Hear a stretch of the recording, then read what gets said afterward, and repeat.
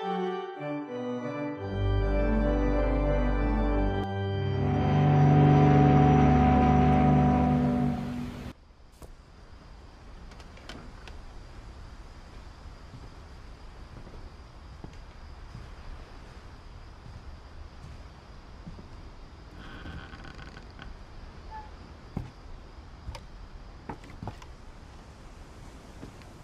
the way back from Lewis's funeral, my mom told me to start packing.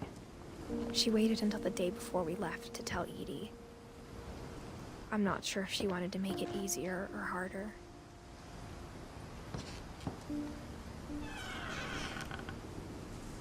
I wish we'd stayed.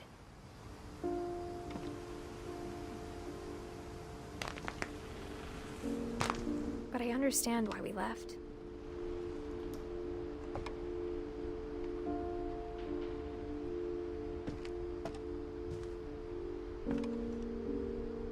My mom ended up leaving everything behind.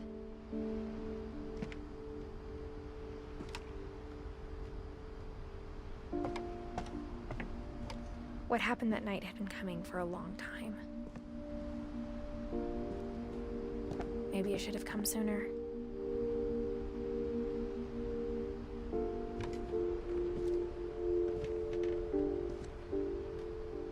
But it had to end one way or another. All that's left now is to tell you about that last night.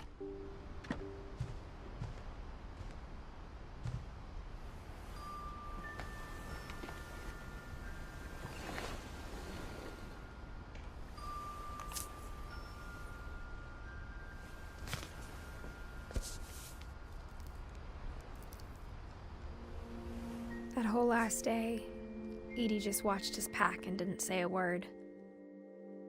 Until supper, when she raised her glass and said, "To our final night together, and all our final nights apart."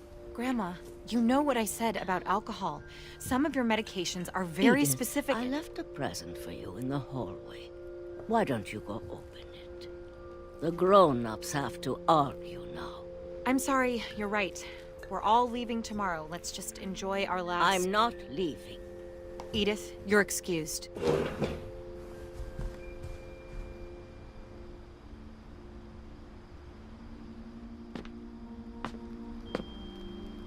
The power had been shut off that morning, but Edie always had plenty of candles. When my mom sealed the library, I don't think she knew about the other entrance. Or that Edie had a key to it.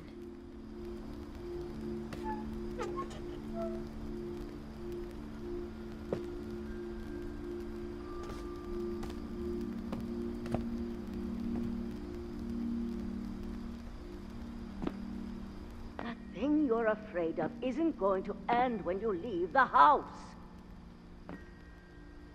Edith has a right to know these stories. My children are dead because of your stories. I think it's best if Edith and I leave tonight.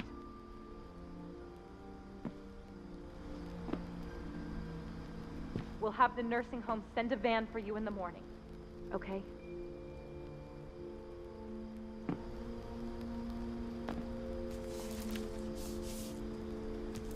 Dear Edith, there's so many stories I wish I could tell you, but there's only time for one. This is about what happened on the night you were born. That night, the tide went way, way out. It was the first and last time I ever saw the old house aground. There'd been an earthquake out in the middle of the ocean. They called it the lowest tide in 1,000 years. God, it smelled awful. You know, I've seen that house every day of my life.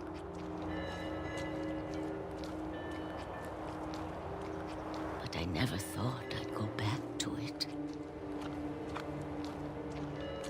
When the fog rolled in, I lost my way.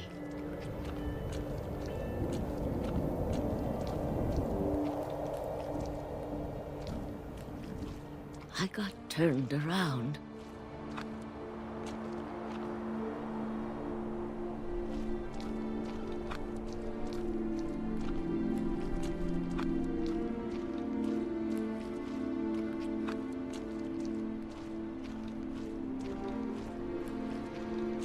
For a while, I wondered.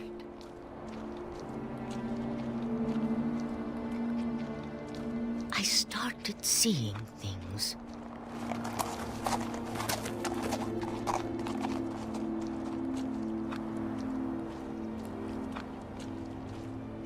Things I'd forgotten had ever existed.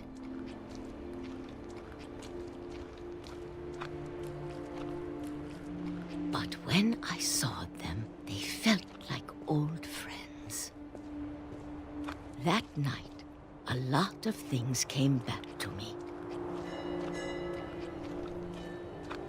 Or maybe I came back to them.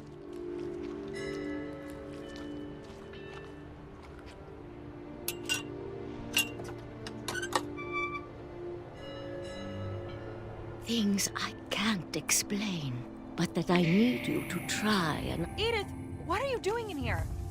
It's mine. Edith! Mom, you're gonna rip it! Let go! I kicked and screamed, but Mom dragged me to the car.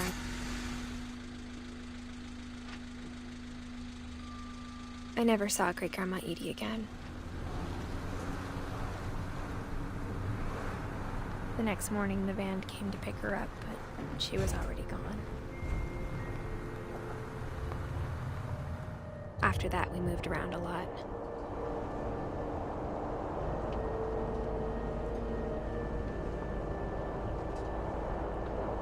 We both tried to make the best of it.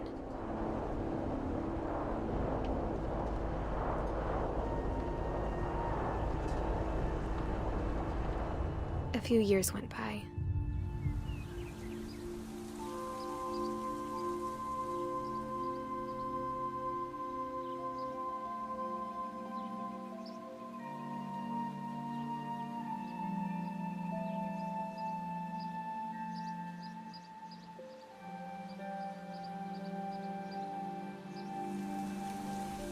My mom didn't like to talk about it, but she started getting sick a lot. The rest happened pretty quickly.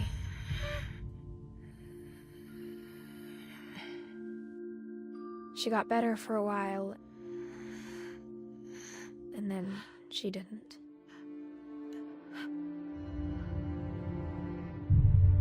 And then I was alone.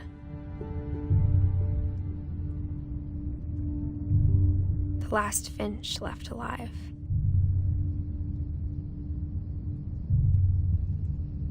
Until I found out about you.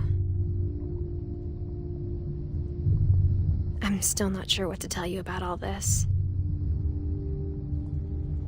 If we lived forever, maybe we'd have time to understand things. But as it is, I think the best we can do is try to open our eyes. Appreciate how strange and brief all of this is. This journal was supposed to be for you. But now I hope you'll never see it.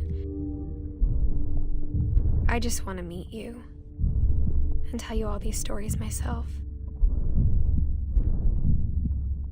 But I guess if you're reading this now, things didn't work out that way.